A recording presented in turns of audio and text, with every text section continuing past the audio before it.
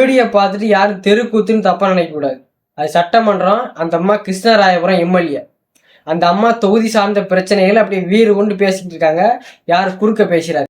நல்ல வேலை நீங்க மட்டும் சர்க்கார் பட போஸ்டரை கிழிக்காம இருந்திருந்தீங்கன்னா நாங்க எல்லாரும் இந்த இடத்துக்கு வந்திருக்க மாட்டோம்.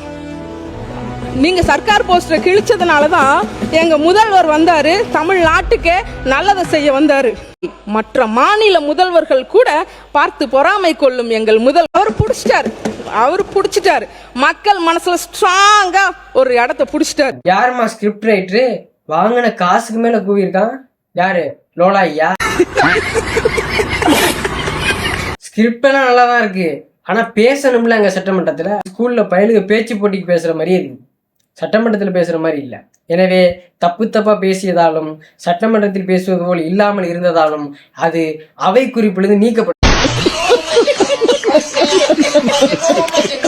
6 மாசத்துல எங்களை அசைச்சு பார்த்தரலாம் என்று நினைக்கும் அனைவருக்குமே ஒன்று சொல்லிக்கொள்ள விரும்புகிறேன்.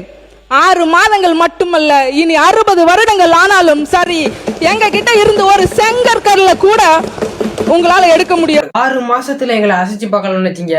ஆனா 60 வருஷம் ஆனாலும் ஒரு செங்கலை கூட உருவ முடியாது. செங்கல் சூழலும் நடத்தும்னு நினைக்கிறேன் அந்த அம்மா. 60 வருஷத்துக்கு தேர்தலுக்கு எப்படி ஓட்டு கேட்க போறோம்?